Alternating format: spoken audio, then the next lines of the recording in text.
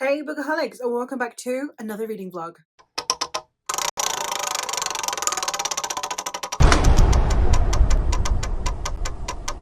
As you can tell, is the next spinner wheel vlog. The theme for this spinner wheel specifically, for those of you who don't know, this is now my fourth spinner wheel vlog, and it is basically where I spin this wheel and then I pull from the different categories depending on what it falls on. Each spinner wheel has had a different theme, and it is to help me kind of change up my TBR. It's less I need to purge my TBR. I know those are very trendy at the moment, that get rid of your TBR, reduce your TBR kind of videos. Mine's not that. Mine is just diversify my reading to push myself out of my typical bubble that I would pull from and just change it up slightly. So this one is series continuations that we have going for us this week. And basically I'm not much of a series open kind of person. I'm a binge reader and I'm a DNFer. So if I try a series and I read the first book and I'm not fussed about the series, then I will literally just DNF it with no issue. Or if it's a series I am fairly confident that I will like, I will then literally go by the whole series, read the whole thing and binge it back to back. So that does mean that I don't have a huge amount to get through. In here is basically continuations of series where the first book I was sent by the author or I received an arc in some way, shape or form. Series that are like really long that I have ongoing for a prolonged period of time, or ones that are out of my comfort zone that are not the type of series that I would normally binge, but I'm still interested in continuing. So let's get down to spinning and we'll see where we fall. I'll go a quick run through of the wheel and then we'll see where we end up. So the way the wheel is working this time, we've series out of my comfort zone, series in my comfort zone, and then long series. And then the way they are represented on here is that we've got the book, and the calendar for the long-standing series. And then we've got the coffee, and the schmellows for the comfort zone. And then we've got the light bulb and the 2 batteries for the out of my comfort zone reads. So let's give her a spin and then we'll see where we fall. If anything comes out here, I will be ecstatic. Like every single one of the 5 options in here, I am ecstatic for.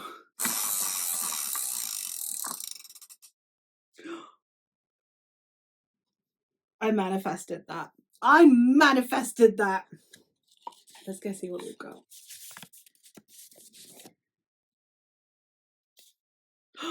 The Ghost of Etheran by Amanda Betty. All right, this is, I'll go get it. I'll show you in a sec. So tomorrow I am filming my May TBR, and I was literally going to throw this book onto that TBR because I thought, you know, it's a 1 in 15 chance this will come up, and I definitely want to get to it. And it's Asian fantasy, so I thought it'll work well for May. But that is The City of Jackals by Amanda Betty, the second book in the Ghost of Etheran series. The first book in this series is Kavithri, which was one of my favourite books of last year and I didn't get enough chance to talk about. So I am ecstatic to read this. This is steampunk India poppy war with a much more likeable protagonist than you get in the Poppy War. I love the Poppy War. It's one of my all-time favourite series. So no diss. But for those of you who found Rin a bit much and a bit insufferable, I think you will like Kavithri so much more. I loved the first book. I can't wait to continue. The first book, we are following Kavithri, who is from this group of marginalized people within this community, and she wants to join part of this academy, and it's how she manages to get her way into the academy, and then what she starts to discover about her people and the way that she perceives the system. And it was fantastic. It was so good. It's like a take down the system, uprising,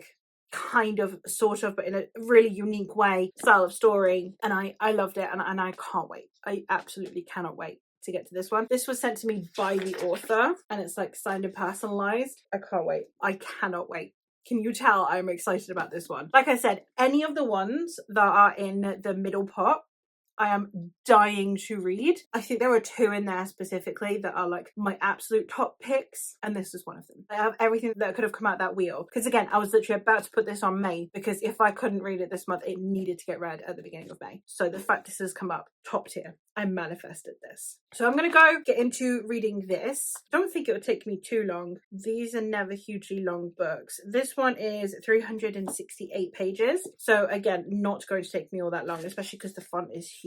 So can't wait to get to it. Hey vlog, it is Tuesday. So I thought I would check in because I have actually been doing a decent chunk of reading of The City of Jackals, and I am now on page 161. I am having such a good time being back in this world, especially because there's so much about Kavithri that in a way kind of wrapped up. So this is igniting new things, and I like it when series do that, where it's like each book has its own plot. Obviously I love series that all flow through, but like occasionally just having these series where there are the linking threads but they also have their own story to tell, and each book feels fresh and exciting.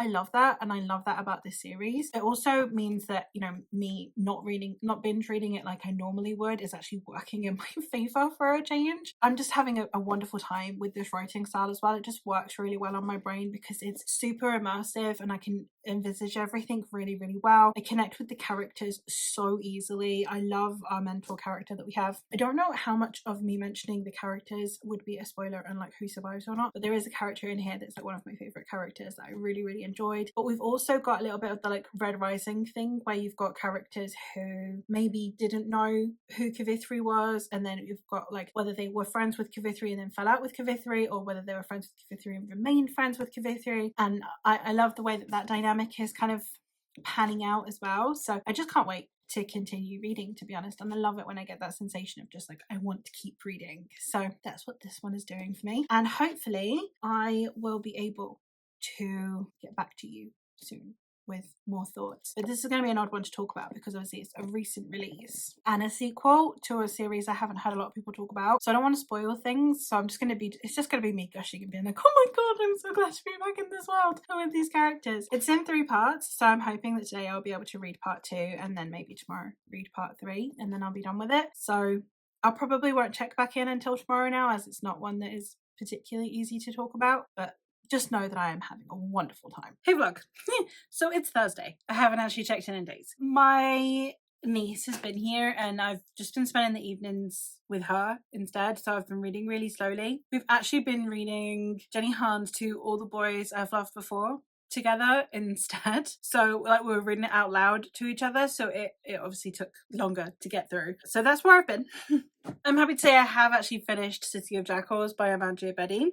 5 stars, like instant 5 stars. So the way that Poppy Ward dealt with escalation of a character who is traumatized, who is enraged, who is quite pivotal to a plot, the way it dealt with escalation and rage was very raw. Well, this one, the way it deals with escalation and rage is it simmers, it bubbles, it reaches a boiling point. So instead of like where the Poppy War flash fries, this simmers. And I loved it. I absolutely loved the way that this tackled so many things. There's so little I can talk about because it's a sequel to a series that just isn't talked about enough anyway. But I genuinely think that the way that this series is going is some of the best that I have read. Between the gentility of the interpersonal relationships, the care, the love, the affection that creates stakes for the reader because you can understand everyone's motivations, between the level of injustice that we're seeing being in such a systematic way where it's both harsh and harrowing and also subtle. There are the serious macroaggressions and the microaggressions woven in seamlessly, making it feel very real and very anger inducing. Because how do you pick your battles? Like, do you only go for the big things? Do you go for the smaller things, the smaller injustices? Because they are still complete affronts and complete injustices. And the way that we see these characters tackling that is just incredible, and I absolutely love reading it. I had just such an amazing time with this book because it's so intrinsically about these characters. It's character driven, systematic takedowns. And a lot of the time when you have a system to take down, you'll have just this one character that's doing everything on their own. In this one, you have a character who cares about her people, who cares about her society, who has people both immediately around her that she loves, but also people that she doesn't know, but that she knows deserve rights. And there's just so much packed into such a small book, relatively. And I love this series so much, and I don't know why it's not talked about, with how much the likes of like the Poppy War and Red Rising are talked about, the fact this one isn't talked about is just abysmal to me, because it's tackling so many of the same themes, and I think, at least in comparison to Red Rising, it's handling it so much better. Like, it's not even funny. I love the way that this discusses systemic issues, as well as the personal impact, the social impact, the cultural impact, the more general impact, and then the way that that affects individuals and the way it affects differently, and the plotting in here, the pacing in here. I love Amanda Betty's writing style. It just suits my brain so much. Like, I find it so visual. I have such a good time reading these books because it's a movie in my head, and the way he uses words works with my brain. And I loved Kivitri last year, and I actually think I love this one more, which a lot of the time with like second books, you're a bit like, oh yeah, no, that was good, just setting up the next one. No, I think I actually liked this one even more than book one, and I gave book one 5 stars. This would get 6 if it could. I had such a good time with it. It's not even funny, and I don't know how to talk about it in a way that will actually hype it up, because not enough people are talking about it. Obviously this is a sequel, so I don't want to talk about spoilers, and I don't know. I'm gonna have to think of a way to talk about these books more, because they're just read them. But that does mean that now I need to go pick another book. So let's go spin the wheel. All right, let's go. Ooh, that is out of my comfort zone. What have we got?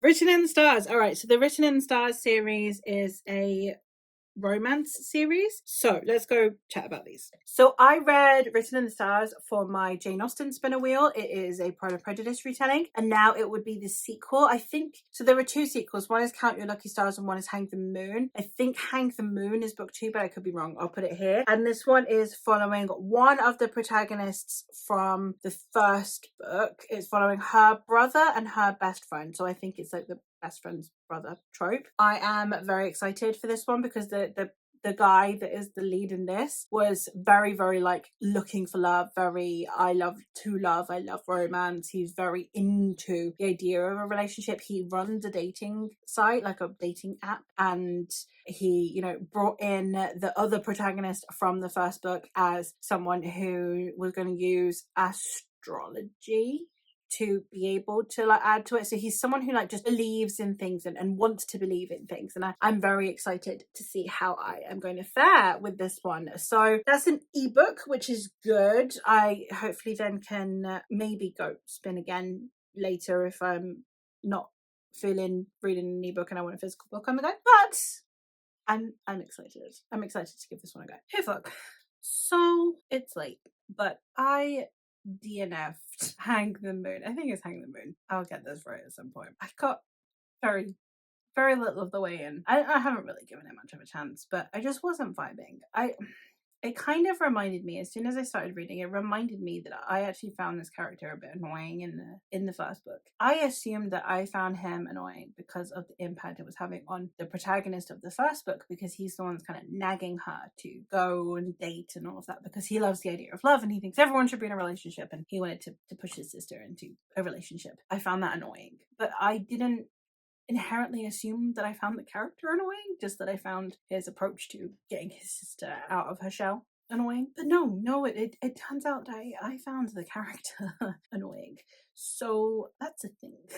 So I didn't get very far in. Also, I have mixed feelings at best about brother of the friend trope. There's just something about it when it's like, when you've been best friends for a really long time with someone, I personally, in my experience, have always felt that then those people become like family. So like thinking of like my childhood best friend, thinking of her brother, who is a kind of similar situation because like he's the younger brother, and with my childhood best friend, she had a little brother as well, and he's like 4 years younger than me, and it's kind of the same in this situation. And that to me was just so like, just the thought of my best friend's little brother being anything other than little brother material is just weird to me, just really icky, because like obviously I have known him since he was a little boy, so he's always going to be a little boy to me. So like he's grown up, you know, he's a grown up dude now, but and like he's handsome and all that, but it's like you're like a brother to me. You're family, and that's it. So in my head, it's just like, I don't know how you overcome that. I don't know how you overcome someone that you've grown up with feeling anything other than like family in those situations. So to me, it's weird. No shade or anything. I just was struggling with that, and then I was struggling with the protagonist, and I was like, I'm not invested enough to really push this, so I'm not going to. So I'll leave it there. I was going to use this for Magical Readathon for the shoe prompt because it needs to have shoes on the cover, and the girls wearing shoes on the cover. And then I remembered that because I have read To All the Boys I've Loved Before, fairly certain on this cover Lara Jean is wearing shoes, so I should be able to use that one instead. So hopefully I can do that. I am going to go roll so that I know what I'm reading tomorrow. So I'm going to bring the wheel over here. Give me a second. I don't really hold it to roll, but we're going to do this because it's late and the lighting will be really funky over there. So we're going to roll again. We're going to spin again, and we're going to see how where I end up and what I'm going to read.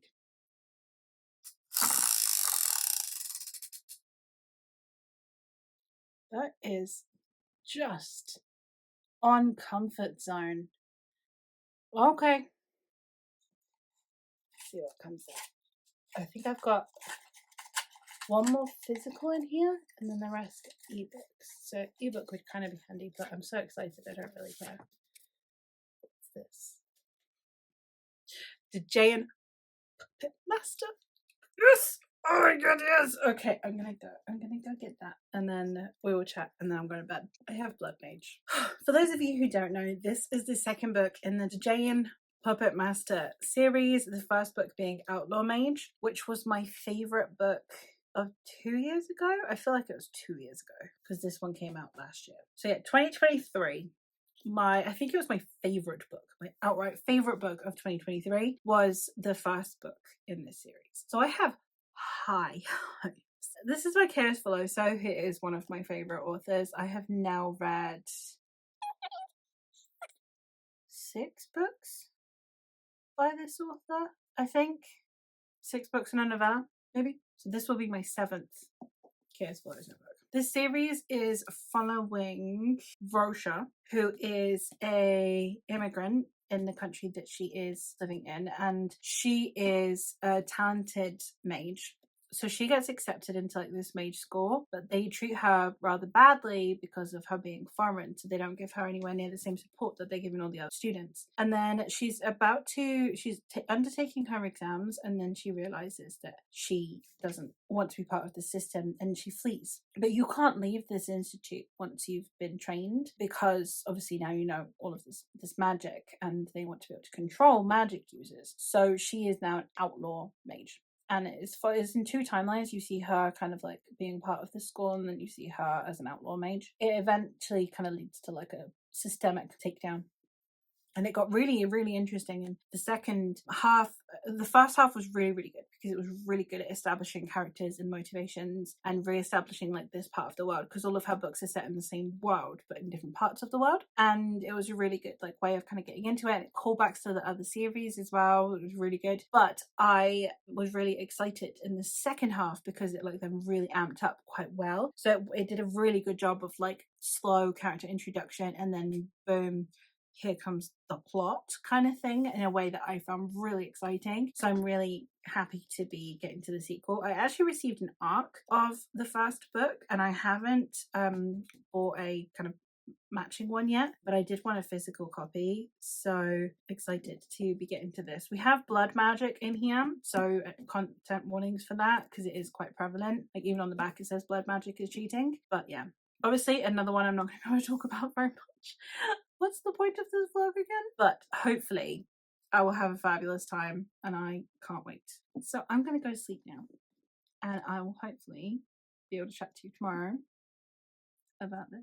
Hey vlog, so it's Friday night, so I thought I would check in because I have made it to the end of part 1, so now I'm part 2 of Blood Mage by Chaos Veloso. That puts me at page 145, and very much like I was saying about City of Jackals, it's just amazing to be back in this world. Like I'm just loving being back with characters that I feel really attached to. And I was a bit worried that like, because it's been a couple of years, because obviously like I said, I read an arc of the first one, and then this one did its usual come out a year later, but it came out midway through last year. So it's been like a year and a half since I read the first book. So I was a bit worried, like if I'd feel a bit disconnected, I might need to reread the first book. But between Chaos Veloso being an absolute saint and doing the story so far, and me while reading that realizing I could still have the scenes in my head, it was still conjuring up all the scenes it needed to. I felt very confident going in.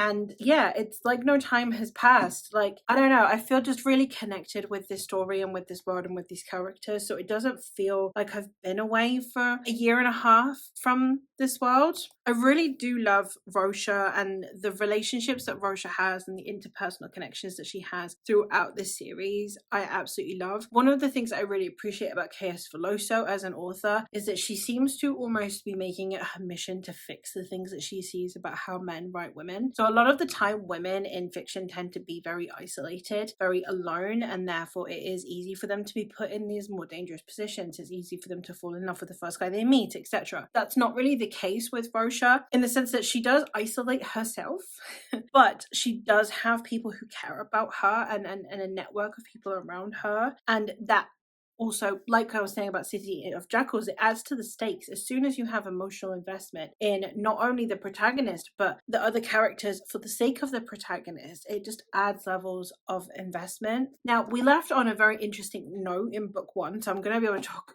very little about this one. But where we left off book one is a huge deal for this one. So this story has a very different vibe to it. Same tone, which I appreciate, but very, very different vibe. It's got a whole different layer. How do people do this? How do people vlog about series and not spoil things? How? The way it left off means that we're in a new circumstance, a new situation, and what that means for Rosha. And it's very interesting the way it's unfolding. I really appreciate the way this is happening because it's not predictable, but it's not jumping through so many loops just to make it not predictable that it becomes not believable. Like, it's a really good balance of the two. So I am very excited to keep going and keep seeing what is going to happen next. I find Chaos Veloso's writing so addictive. So I am having a good time. I'm probably going to go to bed soon.